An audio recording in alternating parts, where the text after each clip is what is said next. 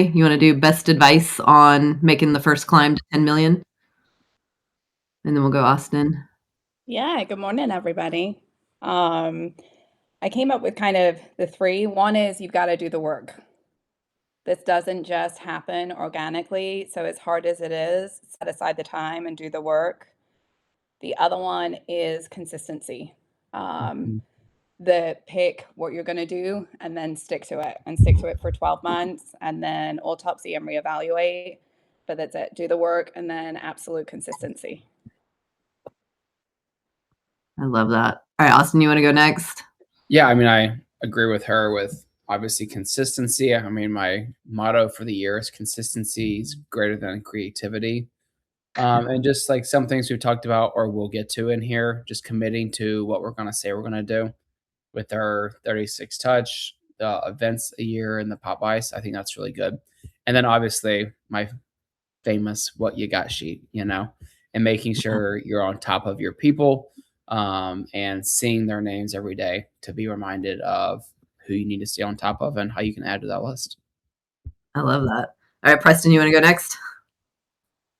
Yep. Good morning, everyone. I think for me, the two big things are if you do the little things right, the big things will take care of themselves. So this training is a lot of processes, and I think it's easy for us to say, "Oh, the process doesn't matter. I'm just going to kind of wing it." And what you'll find is that the processes and doing the little things right end up being the big things. So that's number one.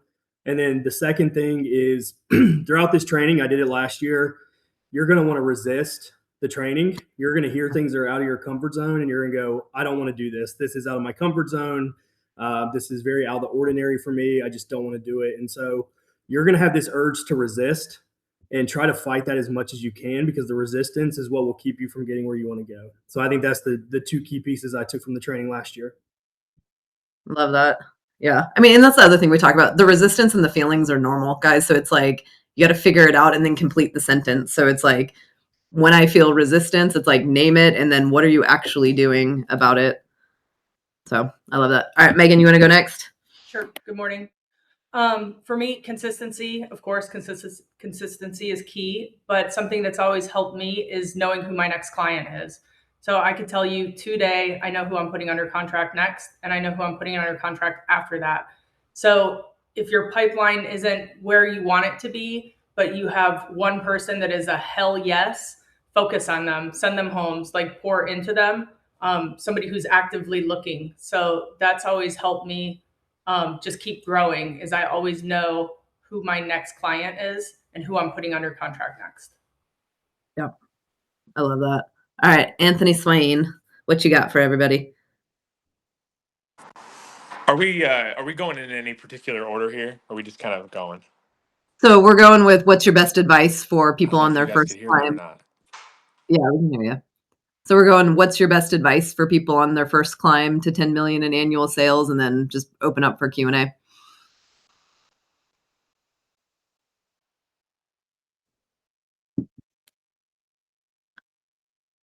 Before he says anything, also like hire a TC, because if you want to get there, sorry, no one said this, and Anthony, you may be saying this, but when you do start getting busy, you need to be using that time. People get too complacent and be like, "Oh my gosh, I have something under contract. Let's celebrate." No, what's next? Focus on the next deal and not the current deal. Focus on the next contract. Yeah, sorry, Anthony, I'll let you go. Yeah, I Anthony, don't we know can if hear you you. guys could hear me or not. Can you hear me? Yeah, Anybody give me a yeah. thumbs up? Okay. You're good. All right. Sweet. Sweet. Thank you. I just seeing your faces like bobble up and down. I couldn't tell if anybody actually could hear me. But anyway, I'm Anthony Swain. I'd say the two biggest things that I've learned from doing Marissa's training twice was, I think, just doing it, start to implement these things and then worry about making them perfect later, and continuing to expand on those. But I think if you're just waiting to get the one thing perfect before you do anything else, I think you'll kind of delay the process. um, and then just being consistent with it, is just implement, continuing to be consistent after that, kind of piggybacking on some other people. And then just being a yes person. honestly, in the beginning, I think the biggest thing was just me saying yes to every opportunity. It was like, hey, if somebody invited me, hey, Anthony, I really need help with an open house. Could you help me? I was saying yes. Hey, I need help with a showing. Anthony, can you help me? I was saying yes. No matter if I was busy or something else going on, I was taking advantage of those opportunities because I think, especially in the beginning, the first few that you get will start to kind of build the momentum, build confidence, and then you can kind of keep expanding upon that. So that say my two biggest things. Yeah, I love that. All right, who's got our first question? And you guys want me to unpin you? Do you guys like to be pinned like this, the five of you, or shall I unpin you? I can't. I can't tell. I can see everyone that's talking. Yeah, I don't think Okay. it's fine. All right, let's go. Ethan's got the first one. Ethan, you can unmute and ask your question. There we go. Okay. Hey, can you hear me okay? Yep, we got you. Cool. I was just wanting to ask, what did you guys do? What did you have to stop doing to kind of get to your current level, in a way? Like any type of habits or like things like that or distractions out of your life? Like, was there anything in particular you just had to stop doing? I think I can answer this one. I would say wherever you want to take your business, whether that being a $10 million agent, $20 million agent, I think you have to consciously, honestly, every day, every week, think about like, hey, is this future me? Would they be doing those things? So, if it's like, hey, I want to put myself in the environment where I'm around people, that may be buying homes and kind of like trying to build wealth, that kind of thing. Um, then are you doing those habits? Are you doing your pipeline work? Are you showing up for Marissa's training with intention?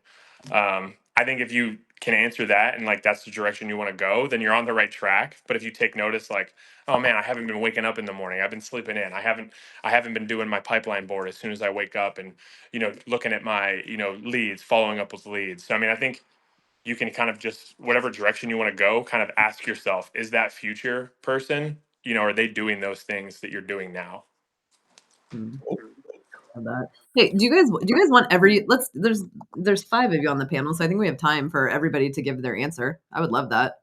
So I think Megan was about to say something. Let's go. Anthony, Megan, Preston, Rachel, Austin. Yeah. For me, I had to be very intentional about my mornings. First thing is check my pipeline so it's fresh in my mind. But I had to be very intentional because I get a lot of phone calls in the morning, and a lot of them were it could be other agents that I'm not under contract with, or they were just calling to chit chat or talk about something they needed help with, which happy to help. But if I do that in the morning, by the time it hit noon, I was exhausted and couldn't focus on my business. So my mornings are for contracts, clients, and just being very intentional about who I'm talking to so I can get my stuff done first and then move on to other things and chit chat. Oh, that makes sense. I think with like that kind of brings me back to working out and stuff. Like for me at least, working out in the afternoon is like so hard to do. Like I Mm-hmm. have to get it in the morning, otherwise it's just like the way the day starts to weigh down on you. Yeah. So I love that. Yeah, I was gonna say, just for me, it was just stop making excuses, right? Like I knew I wanted to build this big career and this big life, and so throughout the day, sometimes I would catch myself doing busy work, and I'd be like, "Man, I'm so busy," but like the truth is, I really wasn't that busy. I was just trying to act like I was. So I think not making excuses and then putting the processes to work. I think that was a big one for me. And then the other one's like eat the frog, right? So like do the hardest things in the morning. You've got to hit your activity throughout the day. So if you don't do any of your activity and it gets to 3 or 4 p.m. at the end of the day, all of a sudden you don't feel like doing it. So like go ahead and do the activity in the morning, like get the hard stuff out of the way and then set yourself up for success. So those are the key pieces for me. I think for me, it definitely echoes what everybody else has said. One of my big ones I had to get rid of was comparison and looking for kind of the quick fix.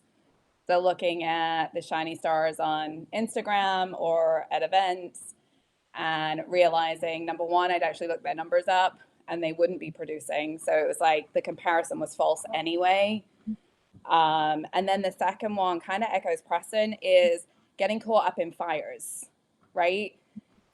I don't know that I've ever had an instance where if I didn't respond to somebody in 30 minutes or an hour, that a deal would fall apart or somebody would die. So I think figuring out that urgent, important, not urgent metrics was definitely super helpful.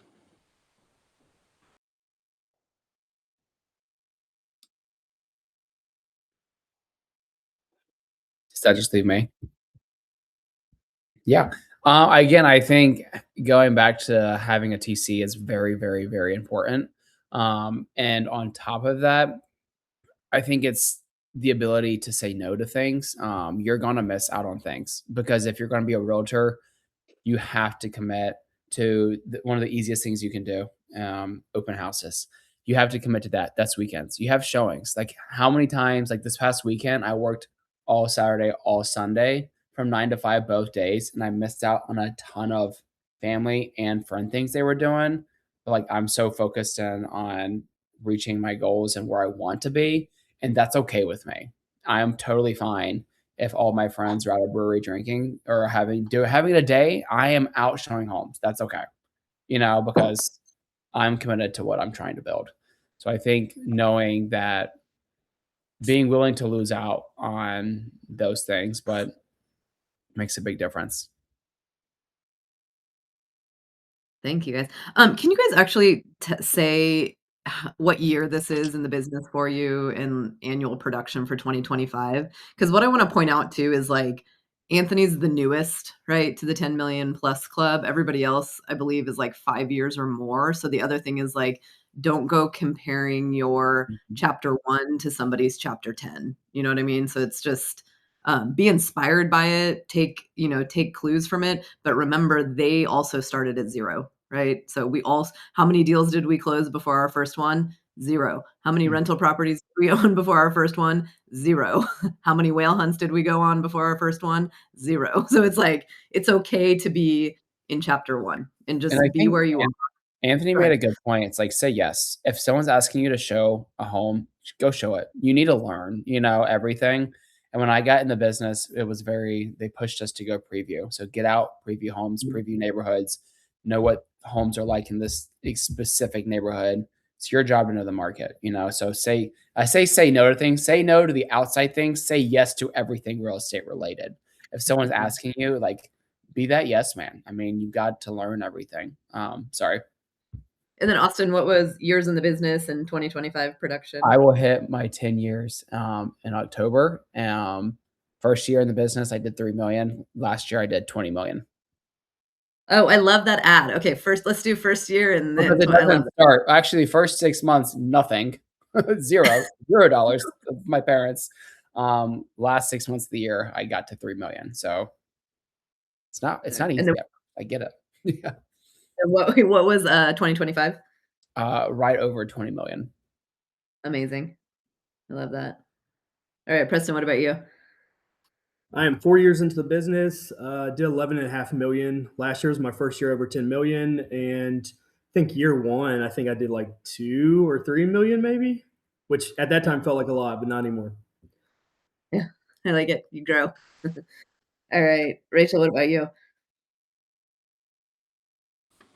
So I am 6 years in the business, a little just shy of 20 million in 2025.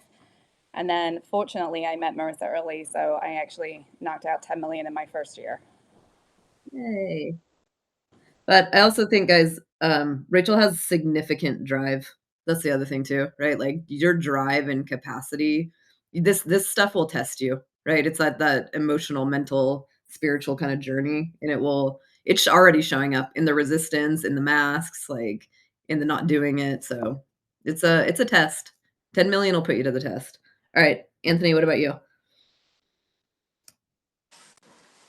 So I started July 2024. So that like first 6 months, I think I did like a little over 2 million, closed my first, few deals, which is great. And to kind of go back to what Austin said and what I said before that, and I will stand on this is taking advantage of every opportunity in the beginning because my first closed deal was because Angie, had asked me to go up to Stanley to show her listing to some, potential buyer that contacted her. I was in South Charlotte somewhere. I said, "Oh yeah, I'm already up that way." Drove out to Stanley. It was an unrepresented buyer. We formed a bond over that. We were both from Pennsylvania, signed a buyer's agency agreement, and then we did a dual agency, and that was my first deal 2 weeks after I had gotten my license. So firm believer in taking advantage of any opportunity that you have in real estate in the beginning, especially in the Yeah. beginning. Yeah. But then, yeah, last year for 2025, according to Canopy, it was like 10.8 million. Total overall, it was closer to 13 million with like, some off market and, dual things. So Yeah. exciting, like first full year. And I'm looking forward to 2026. Yeah, absolute rock star. So, the something with Anthony, if you guys have off-market deals, you can put them in MLS, so it's kind of a pain in the ass to do it, but you can if you want that, clock running. And then Angie Castro, another phenomenal person for you guys, and I'll put all of the when I post our recap for the day, I'll put everybody's IG so you can kind of follow and see what they do, but Angie Castro is another phenomenal, person to follow. She owns an independent brokerage called Monarch. If you're interested in investing, that's a great place to look at. So, all right, Megan. Yes. So I just started my 6th year, and in year 1, I did 3,102,709. Nobody's counting. Yeah, I didn't have my first transaction until May, and I didn't know anybody in Charlotte, so I was pretty happy with my first year. That was all from calling. And then I ended last year at 21,728,538. Awesome. All right. Do you guys see those ranges? So it's like, is 10 million possible in your first year or your first like full year? Absolutely. Is it going to take a lot mentally, emotionally, spiritually, psychologically? Yes, it is. Okay. So you can do it at breakneck speed in your first year. Most, it's going to be about a 3-year process. I'll just be completely honest with you, especially if you've got other things that require your time and attention. Okay. So hopefully that was helpful, right? Again, compare whatever. I always call it like chapters, right? So I'm always like, I'm on chapter 17 of real estate. So don't try to compare your chapter 2 to chapter 17. Like it's not going to go well. And trust and believe that I have some major, major highs and some major, major lows in those 17 years. Okay. Who's got our next question? And we'll just round robin the panel with whatever the question is.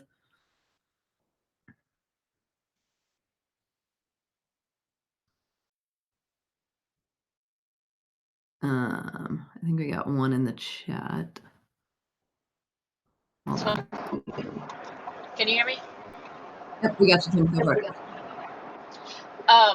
So like anyone I talk to that asks me like about real estate, I always make sure that I tell them like, this is not an easy game. It's a hustle, it's a grind, like you really got to be committed. But what advice would you give to not get burnout? Like I get giving your all and but like you also want to be able to sustain it, right? So do you have any advice of not getting burnout? I can I jump mean, in. I'll let the panel Oh, go, but yes, because yes. Go ahead, Rachel. We'll start with you. One of the things I love doing first is making sure that I put all, and you'll have heard Marissa say it, I put all my personal things on my calendar first. So anything with my kids, anything with my husband, any vacations, any trips, they all take precedent over everything else. So I make sure that I work to live.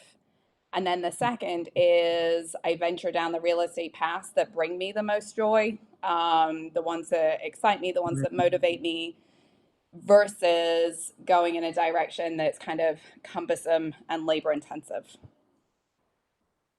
Yep, that's awesome. Yeah, guys, do what you love, right? Like you'll have some natural proclivities towards what you like doing. Some of you it'll be investment work, some of you it'll be luxury, some will be first-time home buyers, some will be corporate, but you also have to try the hats on. So don't be afraid to try the different hats on, but you have to pick a lane. All right, Austin, you want to go next? Yeah, I just value, well, we probably all do, but I value traveling and vacation. And it's like truly when you are gone, take that step away. And what I like to do is pick maybe 2 or 3 people. I have a top person, and have people cover for you while you're gone. And I think it's okay to. It's took me a long time to realize, like, if I'm gone, say I'm gone for 2 weeks, let someone else just manage it, take over, and just split it with them. It's peace of mind. You enjoy where you're at, but Yeah. them help too. And that's like we did that last year for a few months, and I did it for a wedding, and I just feel like it's something we want to always do. And it's like I think August is our month, and we want to go away for 3 weeks. I'm just gonna have people run the business, and it's good knowing like, hey, they got this stuff. You take your time away. You need that time. I'm not saying, hey, go travel for a month, but just know that the help can be here, and when you're gone, and ask for that help and see who's willing to do that for you. But when you are away, truly step away and enjoy it. And that's hard. It's really hard to do. Yeah. Megan, what you got? Let's go, Megan, Anthony, Preston. For me, I had to set up boundaries. Something that I'm still working on, but I used to tell my clients, call me anytime. Please don't ever say that because they will. At 9:30 at night, I've gotten calls at 3 a.m., 5 a.m., completely unacceptable. And that is complete burnout. So like last night I had somebody text me at 9:30. I responded at 8 a.m. And sometimes if I'm being like, excuse me, a dick, if somebody texts me at midnight, I will text them at 6 a.m. Like, okay, I can play this game too. So I really had to create my boundaries because it was killing me to do this 24/7, 7 days a week. So and if you take a weekend off, it's not going to kill you. Like going on vacation, your business is still going to keep going. So I used to think if I took a day off when I first started, I was like, the world is ending. I'm not doing what I'm supposed to be doing. Like you have to take a day off and take some time for yourself. Yeah.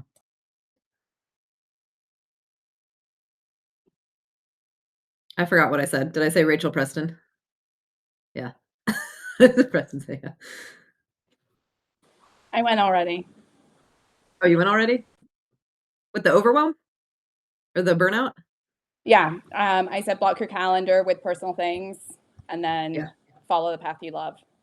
All right. I'm gonna put you guys in the same order, else I'll lose track of it. Preston, what you got for burnout? Yeah, I think mine was the same thing, was boundaries. I used to let clients just kind of run over me. I'd let them text me at 10 o'clock at night. I'd let them text me at 5 o'clock in the morning. I'd immediately respond because I wanted them to see I was a hard worker. It's all made up in your head. Like, put on do not disturb. Like, be very cautious with your clients about like being a professional, but also having boundaries, but then also create personal boundaries for yourself. So like one thing that I've had to do for myself personally is like after 7:30 or 8 p.m., I put my phone on do not disturb and like I'm gonna watch a show with my wife and I'm gonna hang out and we're gonna like relax. Whereas I used to be running MLS searches at 8:30. Like, why? Like I could do it the next morning, but I was doing it at 8:30 at night. It makes no sense.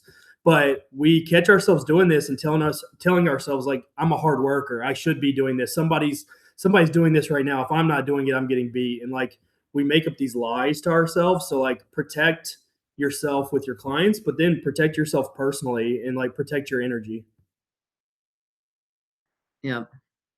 I like that.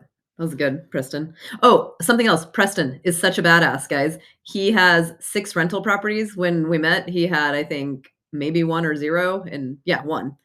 And he grew that to 6 rental properties in, like, 2 years. So if you don't believe yeah, the Austin. If you guys don't believe it's possible, it is. And there's some techniques, and Preston is living Yeah, proof of it. And there's some scars to it too, and some turds in there, and for you work sure. through it. You're For wealthier sure. because of it. I also was a dual career agent. So if there's anybody on here that is dual career right now and wants to know what that looks like and how you can exit and some of that good stuff, I was dual career 2 of my 4 years so far in real estate. So if you have questions on that, let me know. Yeah, that's like I'm gonna write that one down. So let's go. Anthony answer this one, then we're gonna grab. I saw Dennis had a question and Haley in the comments, so we'll go those. And then I do think dual career. Let's talk about that one after Preston. All right, Anthony, what do you got for burnout? I'm at one of my listings right now, and people keep coming in All right, asking let's me skip you. questions. So you can skip me for this one, and then I'll get back to it. Yeah. Okay. All right. So Dennis said, next question is, I've got my top 50, but I definitely need better people for it. How often did your top 50 update or change? Here, let's go. Let's just keep this order. Let's go Preston, Austin, Rachel, Megan, Anthony. Yeah, mine's still changing. I mean, I think it always will be. I mean, I've met 3 or 4 new clients in the past couple weeks. They will 100% go into my top 50, and there's some others that will leave it. So I think it's ever changing. I think it's really depend on your business. Like it can change, in my opinion, probably monthly or yearly. But for us, we're gonna, we look at a synopsis like every month, and then every quarter, and then every year, and we'll just reevaluate. I do keep a print off top 50 in the car so that I can always be like texting somebody or calling somebody. But yeah, I think it's ever changing. Yeah. Austin, you're next. It's the same exact answer as Preston. It's going to always change because the people meet and can be possible future clients is going to change every single day, right? And when you're starting off, 50 people is going to be a stretch, and finding 50 valuable people will be a stretch. But it's finding those people that truly provide value that you can then add and then maybe remove. So I think that's going to take time because right now you may not have 50 true valuable people, but that will change in the future.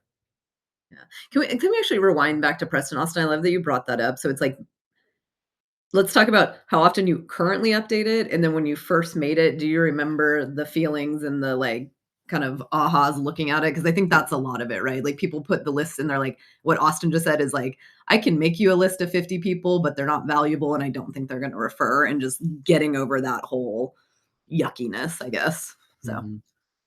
what do you have to say about that one, Preston?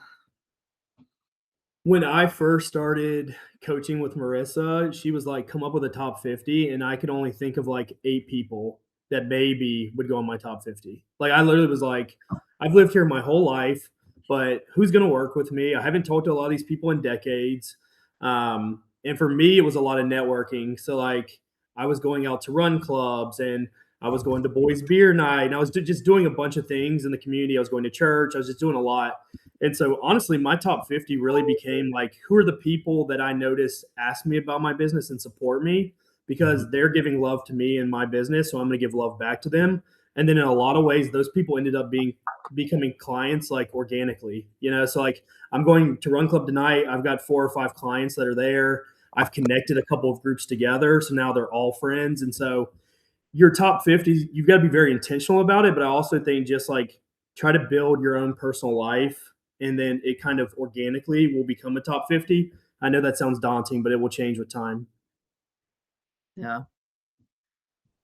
Alright, I think, Austin, you already answered kinda Mhm. that part. Alright, Rachel, what about you? How often do you change it and initial yuckiness of making the list? Well, putting pen to paper is always tricky. I also, you'll hear my teaching background in this. I also try to be really intentional during that first couple of years with my top 50 of have I trained them to do what it is I'm asking them to do?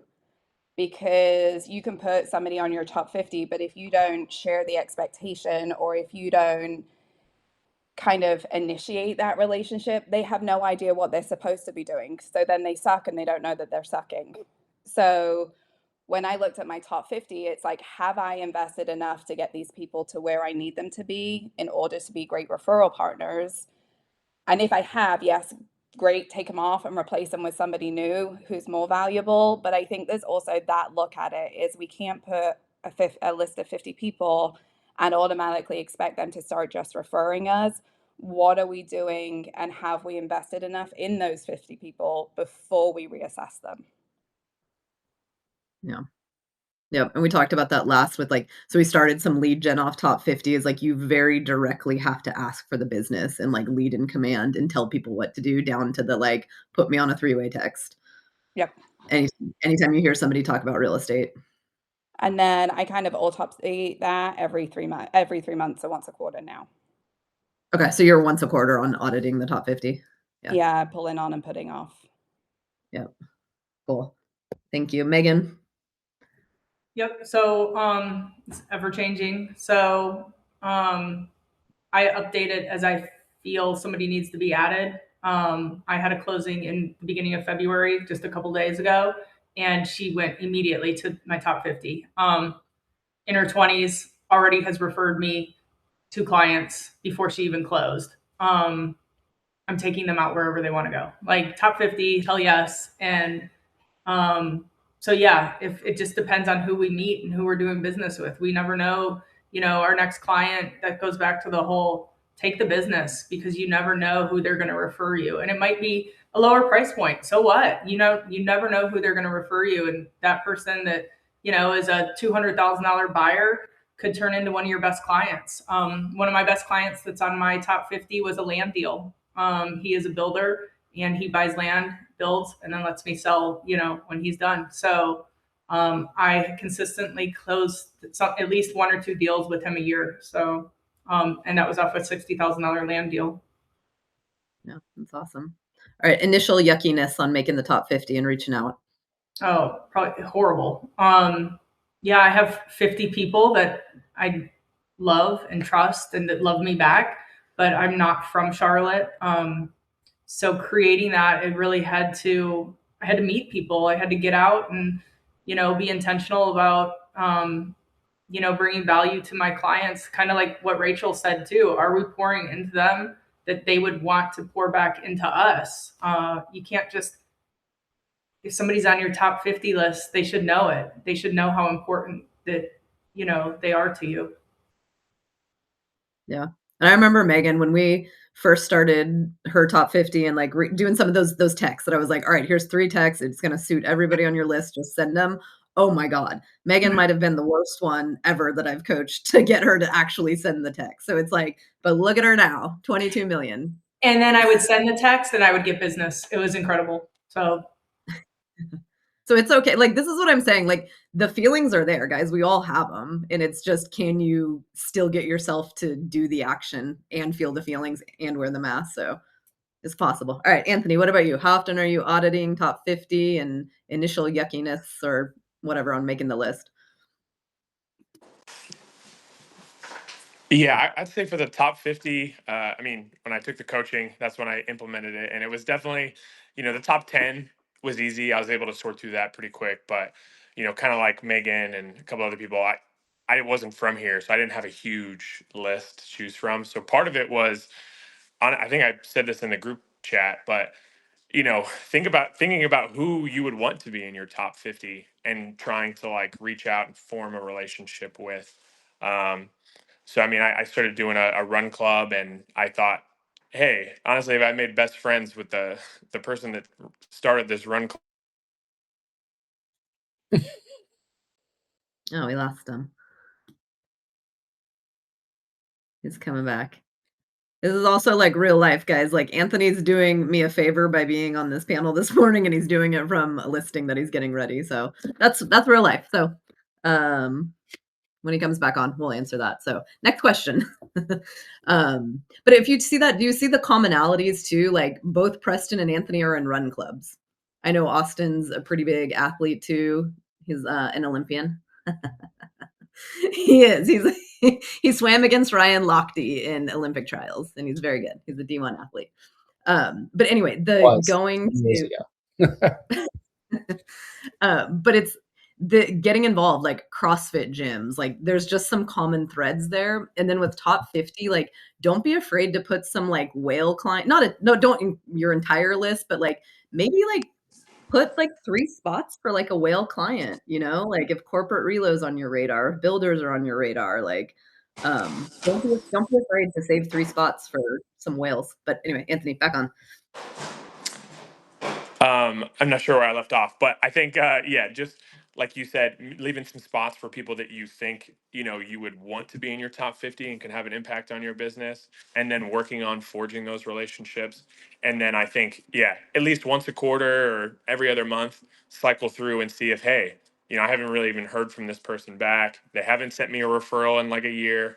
I think it's important to see, hey, if there's anyone that has, can you move them up? So just keeping it fresh and making it meaningful. Yeah, I love that. All right, next question. Haley wants to know, how do you raise your price point? And let's go Preston, Austin, Rachel, Megan, Anthony. So Preston, how do you raise your price point? this was something I was super intentional about. So 2 years ago, I only did 7 million in sales, and I was really disappointed. And then obviously last year, going to like 11.5, 11.7, somewhere there. A lot of that was price point. I did the $10 million training last year, and I got very intentional about my price points, like 375, 385. And I was having to do way too much volume to try to get where I wanted to be. So I just set a hard tone, like, hey, if the open house that I'm running isn't like 500 or 550, I'm not going to do it, because I want to be very intentional with my activities. And I wanted to make sure that I was going after the clients that I was looking for. Like, we call it the avatar client. So like, for me, my new avatar client is like 550. It's a young family. And so for me, I'm running open houses like either every week or every other week, trying to get those clients. And so when I look at my current clients, everybody's in that 500 to 650 range. So just being very intentional on the activity will immediately take your price point up. But you've got to be very intentional with what you do. Yeah.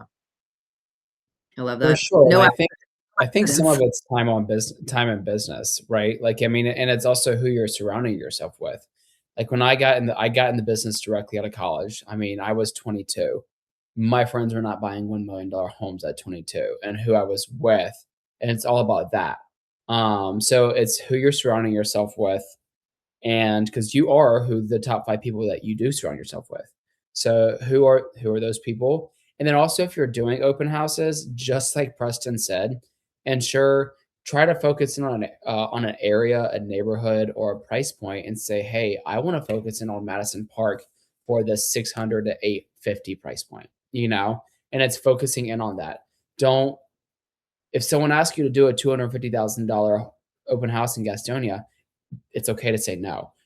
Find the business that has that 700. Find Anthony's new listing in Madison Park and ask to do the open house. It's like those things. If one of us has a listing, ask to do that, but make sure it fits that criteria that you're looking for. Yeah. I kind of look at that like I look at my 3 sources of business. So if I look at Sphere, open houses, and social media. So in terms of Sphere, echoing what Austin said, it's the people that you surround yourself with. So if you're looking to sell luxury properties, you need to be attending those kind of events. So galas, sit on boards, like raise the price point of those that you're in the room with if you want your Sphere price point to change. Social media, it's the content that you're putting out. So if you want to raise your price point, make sure that you're putting out higher price point listings and higher quality content. Mm-hmm. And then the open house one is true too, is narrowing it down by either, area or price point, and making sure that you kind of put those guardrails up for yourself. And you're only going to do open houses, from 650 to a million, or from a million to 1.5 million, and then holding yourself to that.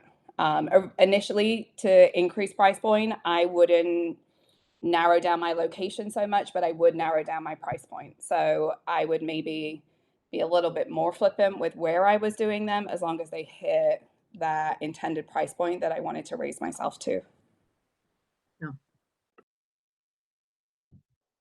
I love that. But you guys catching, like, wherever you're marketing and doing activities, that's how you raise it. So if you're door knocking your price point. Open houses, same price point. Social media, talk about that price point and talk to those clients.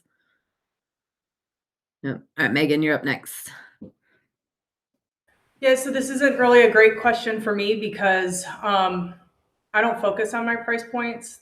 The way that I built my business is from calling people. And, for me, like right now, I honestly have more 300,000 buyers than I've had in my entire career. And I'm fine with that because this is younger kids, first time buying, referring me all their friends. So in, 3 to 5 years, they are going to be transitioning from their first house to their second. I don't do as many open houses as everybody else that's on this panel.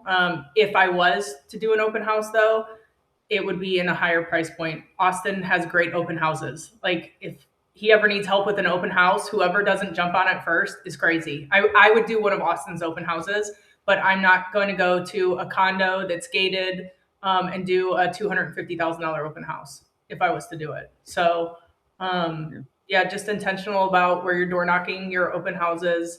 But for me, it's my price point. I would love, of course, to have all $1 million clients, but I also love helping just anybody. So for me, it's not something I really focus on. Thanks. Anthony just got a big ass milestone with this question. Please share that with us first. What you just did. Amazing. Oh, yeah, I'll definitely get into that. I think everything that everyone has said, I would say very similar things. I think it's, who you're surrounding yourself with, open houses, what's your branding, but to, pivot and give somebody, for everyone, like a different perspective, is creating that.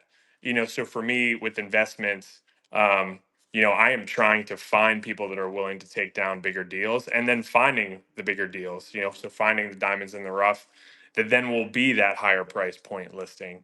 So if you want a million plus listing, find someone that's willing to take it down as an investment, and then you'll have that listing on the back end. So right now, Angie and I, we have a co-listing together, and that's essentially what we did. And now it's right outside of South Park, 1.1 million. And then I'm currently sitting in my $850,000 listing, which was also one that I found for the investors and kind of help them through it. So you can create that level of business too. Yeah. And so Anthony had a goal of doing $1 million, like $1 million sale, guys. That's another huge milestone in this business. And he just got that one. So it was intentional. So hopefully that word intentional, you guys are like, do it on purpose. Everything, you want 10 million plus in sales, you got to do everything on purpose. So I love that. All right, let's go to the dual career question. I think, who was Preston? I know you were dual. Megan was dual. Anthony was dual. Rachel, Austin, I don't remember if you guys were dual. No. Okay. All right. Let's go. Preston, Megan, Anthony. Just kind of best practices. Yeah, or just like what that was, or like how did you know to pull the plug on the W2? The other thing I want to point out, guys, if you're financially struggling, go get a job. There's absolutely nothing wrong with that. Go get a job while you build your real estate book of business. And actually, it's the smart fiduciary thing to do if you need to. Yeah, so I was working a corporate job. It was a good job. I made good money. I worked for a consulting firm in HR, and I remember I got licensed because I did not want to do that. I knew I wanted to do real estate, and I met with a top performing agent in Charlotte, and he was my first coffee. And when we left the coffee, he said, "If you don't quit your job, you'll never be successful." And I said, "Well, I appreciate that feedback, but I've also got bills to pay." And so my first year in real estate, I think I made like 40 grand. It wouldn't have paid my bills. And so I think the best decision I ever made was staying dual career for that first year, if not even that second year, so that I could grow my business organically. I wasn't struggling. I see a lot of agents get out way too early, in my opinion. And I think the best advice I can have for anyone in dual career is you've got to treat your current job like it's your hobby, and you've got to treat real estate like it's your career. And I think a lot of people do the opposite. So like any second that I wasn't working that corporate job, I was doing real estate. It was 60 hours, 70 hours. I was willing to do whatever it takes. And I think if you're willing to do that, you can be successful. And then the best way to exit the business is you'll know when you have so many clients that like you just can't handle it anymore, like it's time to leave. Right. And so that's what ended up happening to me in year 3. I got swamped and I was like, something has to change. I can't do both anymore. It was sacrificing my emotion, my life, all of that kind of stuff. And so it was time to go. But I think dual career was one of the best things I did initially. But again, you're probably not going to get to the level in real estate you want until that job's gone. Yeah. And Preston also is like great husband, dad of 2 little girls. And it's like, that's a serious, serious decision. Like he is the provider, protector of that family. And so anyway, it's just, I love Preston. He's a wonderful human. And I'm glad you all get to meet him today. Thank So you. I like how Preston operates, basically. Love it. Megan, you're up next. So I wasn't actually dual. I was a traveler in the medical field, and then I quit. I stayed on PRN, and I dove into real estate, and I knew I didn't at that point. If I needed to go back and do PRN work, I could, but I wanted to focus on real estate and know that I didn't have a constant paycheck coming in. So I dove in, and I did stay on PRN, and but when I went to the hospital, because I had worked so hard that first year, it was like it was stressful because people were calling and I would be scrubbed into a case and couldn't do it. So I wasn't really. Yeah, that's fair. But you had the PRN safety net in Yeah, case I you had the want. PRN safety net if I needed to use it, and thankfully I didn't. So Yeah. very blessed. All right, Anthony, what about you? And nurses, guys, you realize like nurses, teachers, and like bartender, server types make some of the best transitions into sales. So it's like we've got Megan she's not a nurse, but she gets mad when I say that. But a nurse adjacent, and Anthony was a nurse, or is it? You guys are both still, but Yeah, I'm yeah, I'm, I'm Anthony. biased, but I do think nurses and healthcare professionals, they can make great real estate agents just because we have to deal with so many different personalities and so many different difficult situations and managing tasks. But yeah, for me, I started part time, so I was trying, starting my real estate business and then doing part-time nursing. And I think Preston mentioned this, sometimes it's nice to have that, as you start to build your business. But truly, another part of me is like, you just you gotta burn the boats and take a chance on something. Because really, when I did that, when I quit my nursing job, my wife's here now actually. It was like midnight one night. I just woke up. I was like, babe, I'm quitting my job tomorrow. And after that, my business really took off, and now I'm like forever grateful. So I mean, I think sometimes you do got to take chances, and I think life rewards those people that do. Um, so that's how I feel about it. Now, and everyone's situation is different. If people want to have dual careers, um, they can definitely be successful in both. But I think if you want to make real estate and 10 million plus and and excel, I think you do have to have it as your primary focus. But that's my opinion. Yeah, Yeah. I agree. I agree. If you want to go 10 million plus, it does have to be primary. That I do agree with. Yeah. All right, Adam, you got our next question. All right, great. Hey, thanks. Well, first of all, appreciate everybody being here. It's awesome to hear that you guys share your experience. It's great, and see a few familiar faces. Austin and Preston, good to see you guys. Yeah, I was just curious, as you have developed your business to a really high level, what's the mix of your business, sellers versus buyers? We always hear that top performers usually go listing heavy. Is that your experience as well? And I'm also curious to hear, like, in this changed marketing environment, are you guys doing anything different or extra to try to get listings sold that maybe you're kind of missing on a little bit? Are you doing anything different in today's market? Okay, so mix that you want their buyer and seller mix, and then what are they doing currently to sell listings that they haven't historically?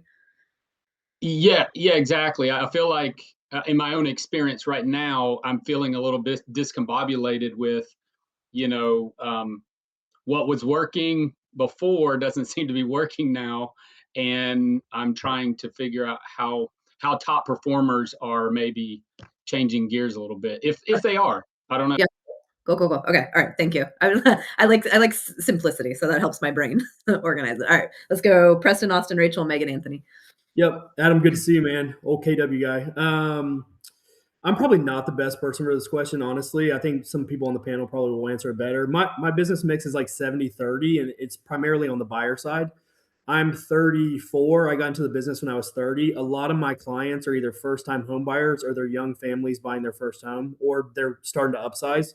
I'm seeing an uptick in listings just simply because I've been in the business 4 years. I wouldn't say I'm doing anything necessarily to like go after listings. I think we'll do 30 to 40 deals this year, and I think a heavy mix of that's going to be buyers. There's a lot of opportunities in the market, and I think people are starting to see that. So I'm probably not the best question for that, but I think years in the business is probably what I'm banking on. I've always said be a great buyer's agent. You'll eventually be a great listing agent, but again, I think there's some other people on here that have better answers than me. Yeah, you'll naturally, like, you guys catch what he's saying? Like, you will naturally become a more balanced agent because if you're working a lot of buyers, guess what happens? they either rent or sell those first houses and then move up. So that's how you get listings. That's how Preston did it. Yeah, kind of the same with me. I was primarily a buyer's agent. I was doing 90% buyers. And that's really didn't, it's not going to be the best answer, really didn't transition until like 2 years ago. Um, Last year I did 15 listings. And this year I am actually way more listing heavy than buyer heavy, which is fun for me, but also sad. I love buyers. Like I could work with 40 buyers and just be so happy. I just do. I think it's such a fun process, draining but fun.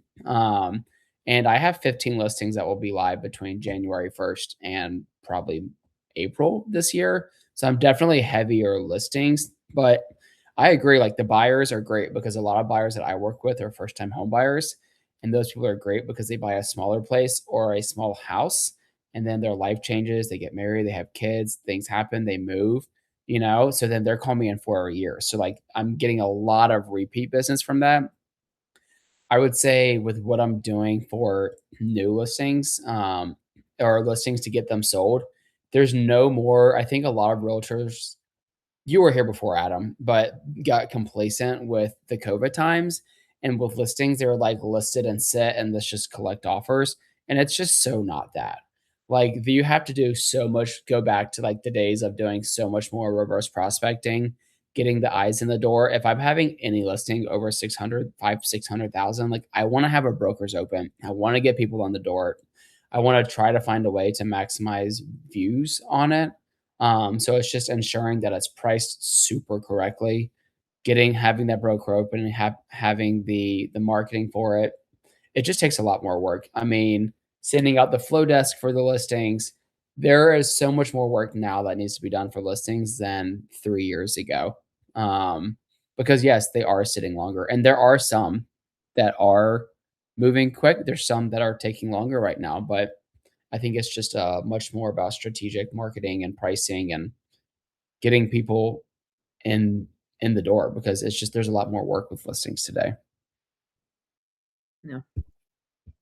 Price. This is the hill I will die on. 80% of your marketing is the price of these properties, guys. 10% then will become marketing. 10% will be Yeah, and I just had a deal that had multiple offers, but we priced 20K, 25, 27,000 below what the neighbor just sold for because we thought that was like, listen, I always tell people if a home is listed for 700, but then sells for 800, that does not mean if that's your comp, list at 800 because you're pricing out all of those interested parties that were at 7. What you do is you generate a buzz on a listing because that's when people bring emotion into real estate. And anytime someone brings emotion into real estate, they give you a stupid number, right? But if you're already sending those buyers away by being like, hey, we're pricing what this one sold for, so it's a good comp. Yeah, but this one had a lot of interest because it was way below. So I think it's so smart to price it strategically to get a good amount of interest in the home. Yeah. Thanks, Um, Austin. Yeah. You're good. So I run now, I'm probably about 30% buyers, 70% listings. And it's interesting because that question comes up so much. And if I could flip flop that, I absolutely 100% would. I far prefer buyers as opposed to trusting somebody else to show and sell one of my listings. Um, and then Adam, I feel you. I feel like kind of in the middle of last year, I had to sit down and take a look because I felt like every Monday, if a listing was on the market a little bit longer, I was sitting and like, what shit did I throw at the wall last week and what stuck and what didn't and what have I done and what didn't I do? So one of the things I put in play towards the end of the last year was more of a robust 8-week marketing plan. So as opposed to doing everything and overloading the market the first week, it was building that out so that the listing had longevity if it needed to have longevity. The second one was prepping sellers. I had a listing down in Walnut Creek, and it was a standard 27 days to like 36 days on market. That if you priced it right, that's when the listing would sell. So it's also educating the sellers on, hey, nothing has sold in your neighborhood opening weekend. Everything has sold between 27 and 36 days on market. So educating sellers on that process, that just because it doesn't sell opening weekend doesn't mean it's not going to sell for what it should. And then 1000% I agree with Marissa, price. And then the other one I think is majorly important right now is presentation. I've gone back with some listings to doing a pre-listing inspection, making sure the listing's staged, making sure the listing is spotlessly clean, and making sure I kind of give sellers a prep list in terms of what's going to showcase that house better, both digitally and in person. And let's also remember like a healthy month supply of inventory is like 4 to 6 months. So while we're still, I believe the last time I checked, we were right over 2. That's still meaning homes are moving way quicker than a typical healthy market should be, right? So it's just also us knowing, hey, this is not the time of list with 15 offers. That's not healthy. It's like this average day is just like Rachel said in here. Like I had to educate a buyer. I'm like, it is 40 to 50. If you're expecting multiple offers after the first week, then I didn't educate you enough about what this listing should expect, you know? So it's knowing that on our end, which is hard. It's hard on our end to be like, well, why didn't we get all of his interest? Like, well, that's just what's happening. And it's then 4 to 5 weeks of reverse prospecting and getting people in the door. Yeah. And that's the only thing certain, guys, the markets move. The market will change on you. It'll go favor the buyers, favor the sellers. And I think like Austin and Adam remember, I used to like advertise I could sell properties in 90 days or less. And that was like the biggest flex in the whole wide world and very, very good.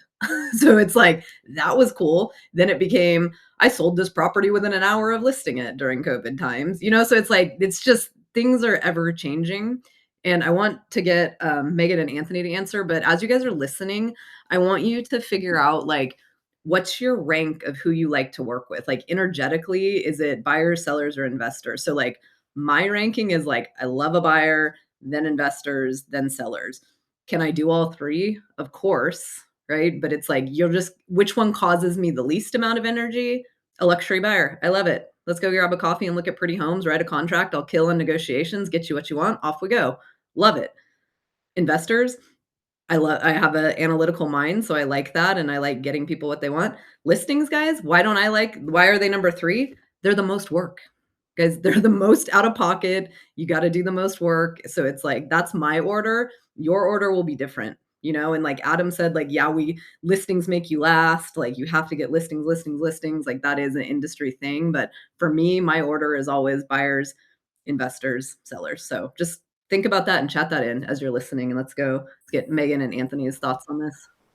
Yeah, so when we first get into real estate, you hear you have to list the last, and that is like the biggest misconception ever. I am a buyer's agent. I love my buyers. The homes that I list are usually past clients that are now listing. I don't just take any listing. I personally don't go after for sale by owners. If somebody wants to list their house too high and they're just, off in la la land, I'm not going to waste my time on it, because I have spent more time and money and energy on listings where I could have taken 5 more buyers out and put them under contract. So I think last year I had 10 listings to 34 buyers. And if I would have had 44 buyers, I would have been happy.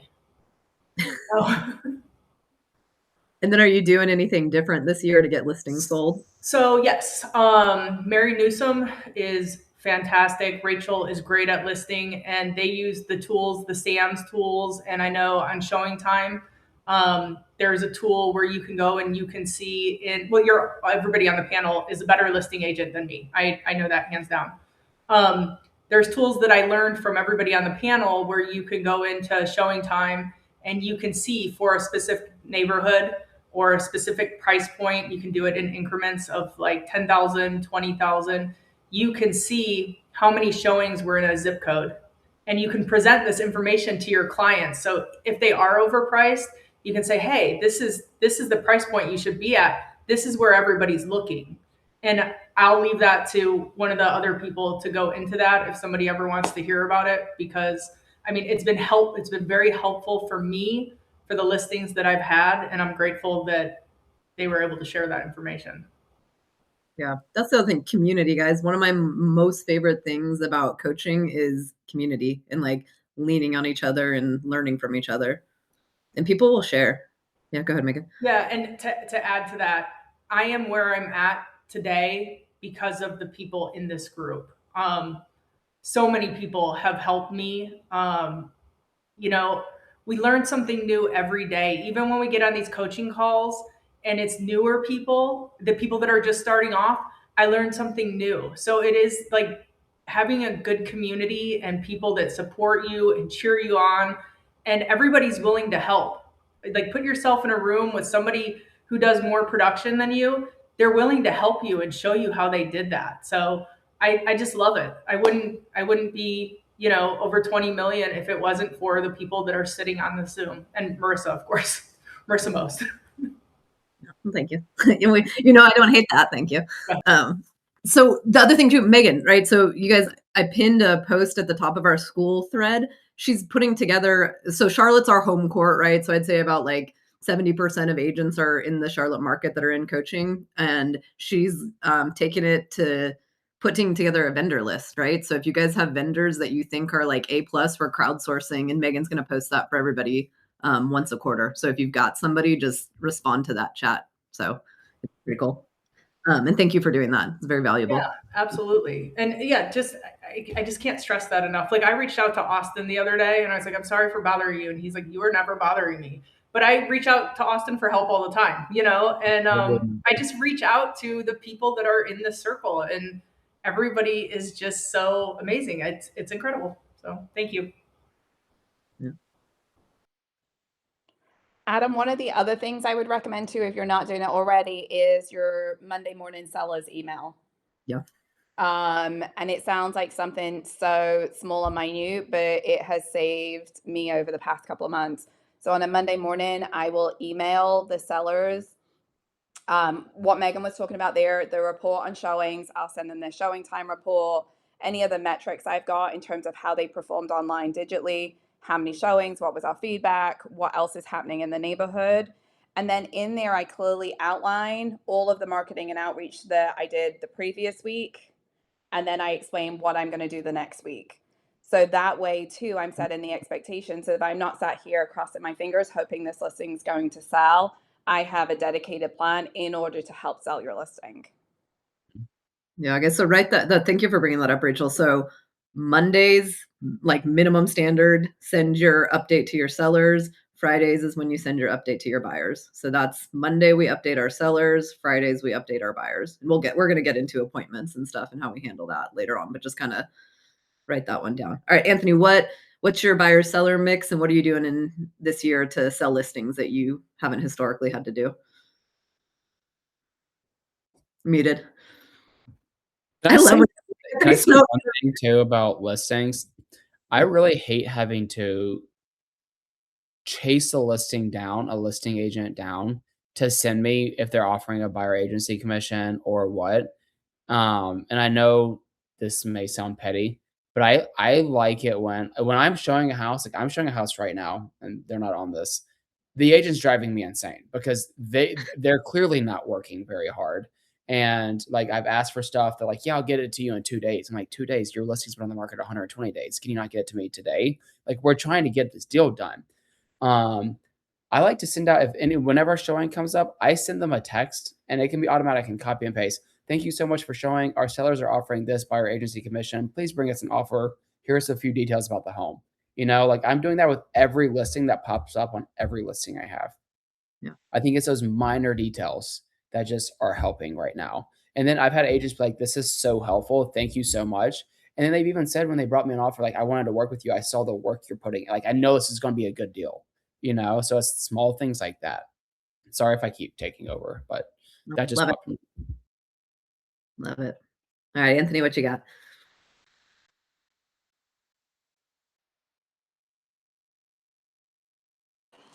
All right. Yeah, right now I would say I'm probably like 70% listings, and 30% buyers. And I honestly think it's just like once you start getting more listings and they go well, that kind of leads to more business in that way. So I actually am now specifically aiming to do more buyer focused content, just to try to even out the pipeline. Because I think having buyers is nice because obviously listings are a big investment. So it's nice having buyers where it's more of an investment of your time versus monetarily. And I love working with buyers. It's great, kind of seeing them go through it all, finding the one, and then you kind of get to celebrate and support them. Hang on one second. And then as far as what I'm doing to sell listings now, I think to what Austin was saying, going above and beyond, which some agents do. I'm definitely reaching out to any of the showing agents before, at least with a text message, just highlighting a few things. Let me know if you have any questions.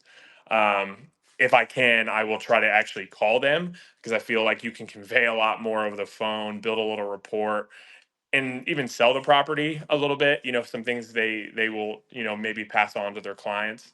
And then, as Rachel said, kind of just having a longer marketing plan. So hey, we're going to do our initial launch videos, brokers open house, that kind of thing. But what's weeks 2 or 3 or 4 looking like? Are you still at least doing something?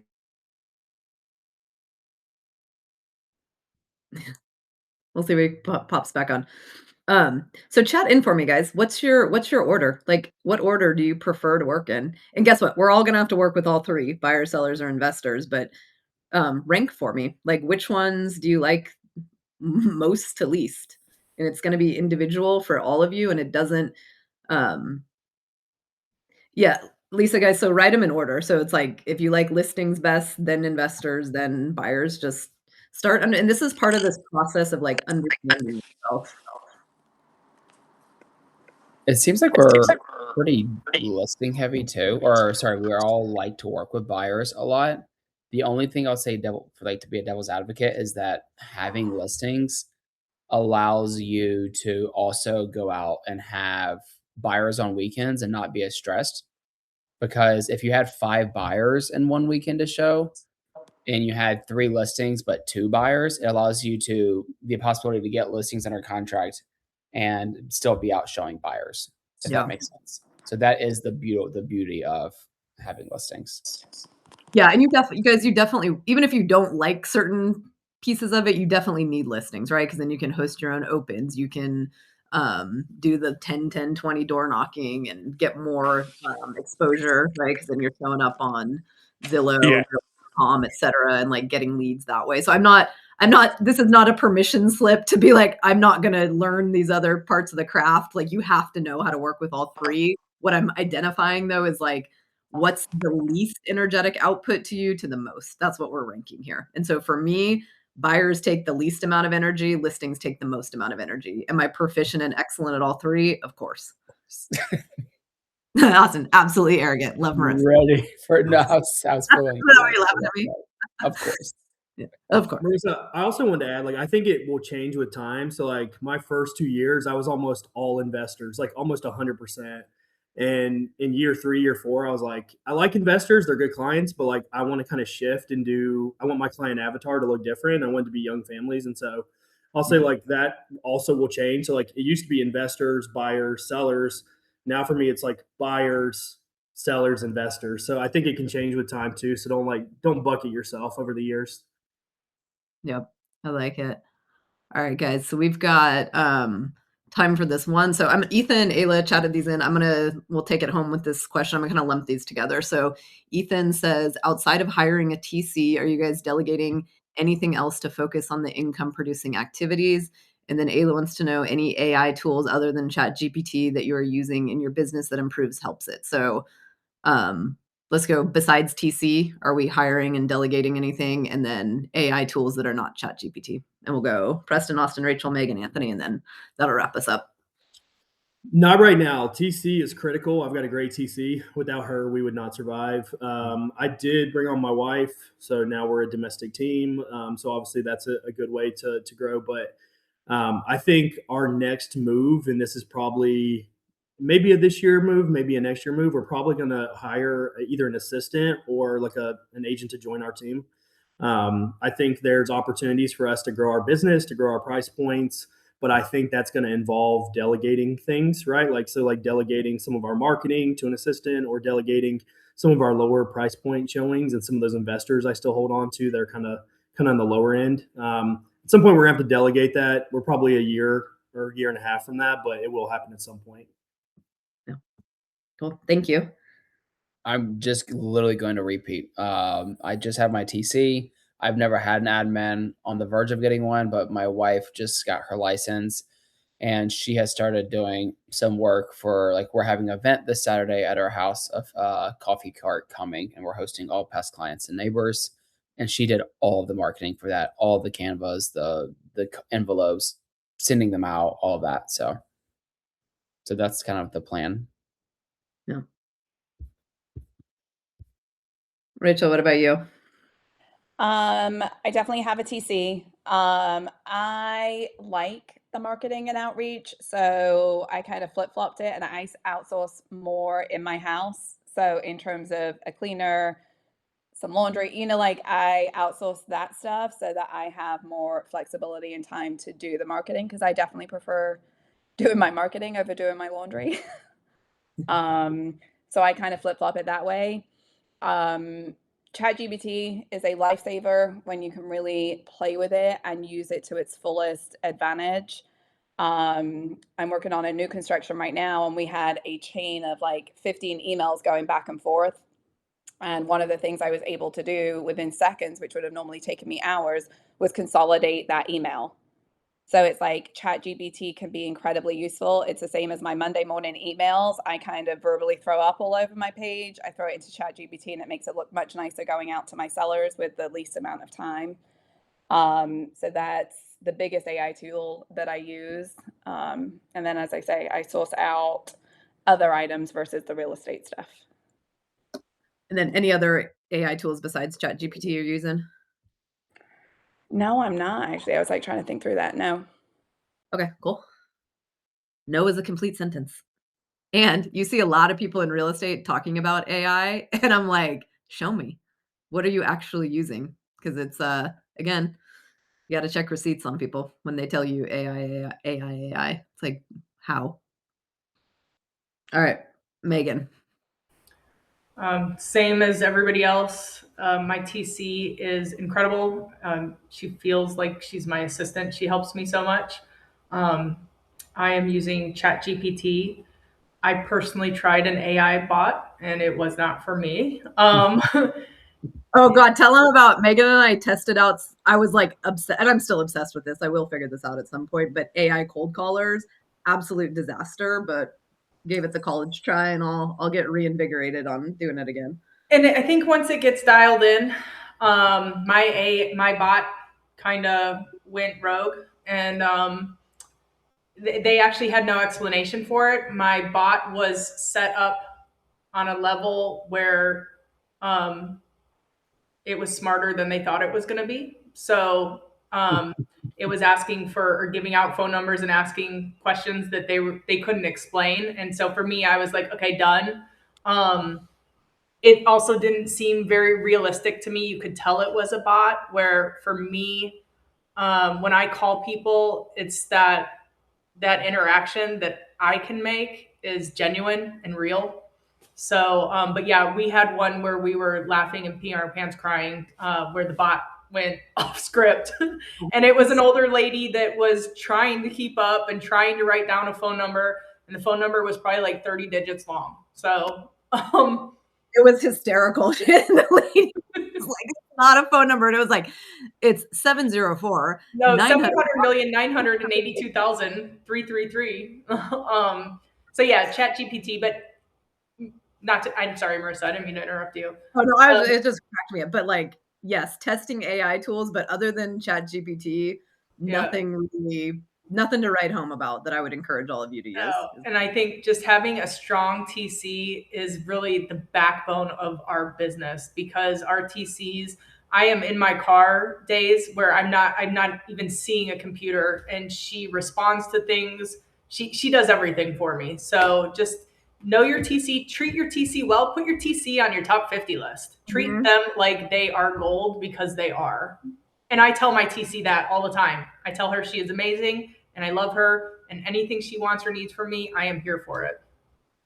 Yeah.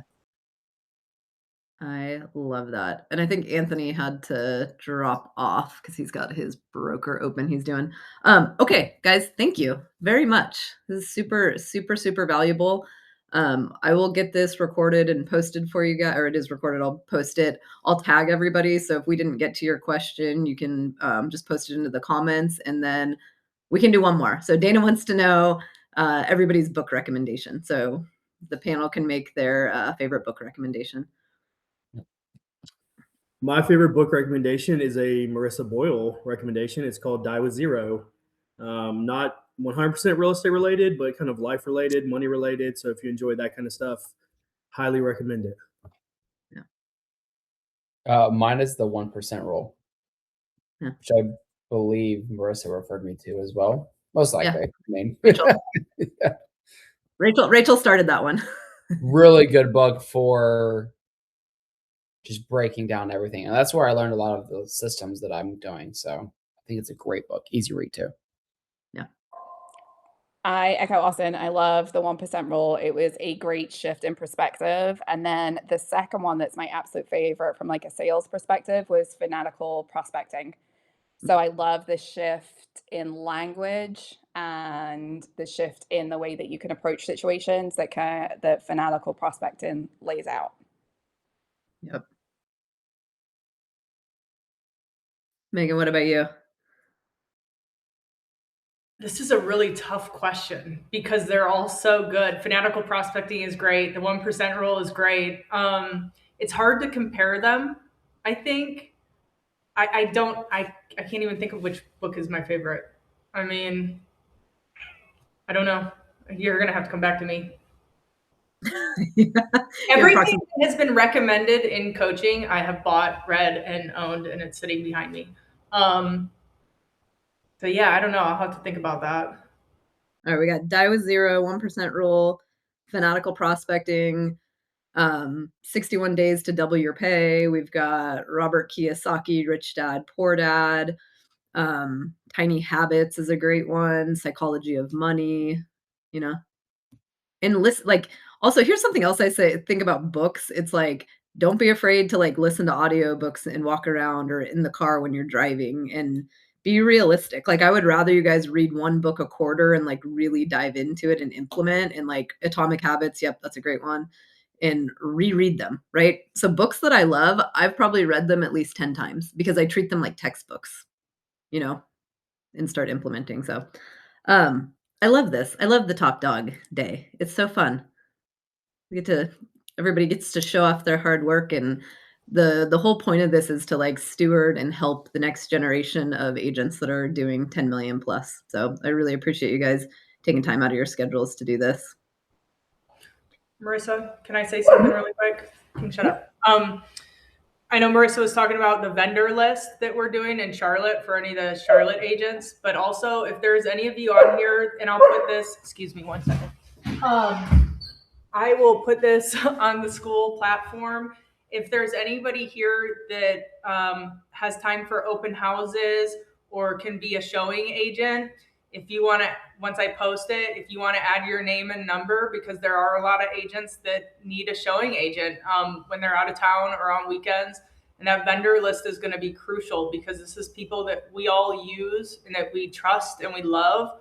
I wish I would have had a vendor list when I first got into real estate. Like, this is curated over years from everybody. So if you have somebody, please, please, please put it on that school post because it helps all of us and we all grow together. And our vendors are also the backbone of what we do. So yeah. Yeah, we got that. And then I forgot to mention Rachel has got some great open house opportunities too. So those of you that want to increase that price point, do opens. I'll put everybody's emails too in there if you guys don't mind. But I don't know, Rachel, if you had something to say about the opens. No, I send out a Monday morning email. So if anybody's interested, there is zero commitment, but I throw it out on a Monday morning. People can take what they want. They can leave what they don't. But I put all my open houses out on Mondays to allow for enough marketing towards the weekend too. So if you want to be on that email list, just let me know. Yeah. So when I post this, guys, I'll put everybody's contact information in there. And then Megan, thank you. She's that what Megan is doing is so valuable. So let's help her as much as we can with sending people. So vendors that are A+, If you guys want to put your hat in the ring for showing coverage, you get paid when you show houses for other agents, and then open house coverage if you guys are wanting to raise price points, and then get home court advantage, right? So it's a lucky thing.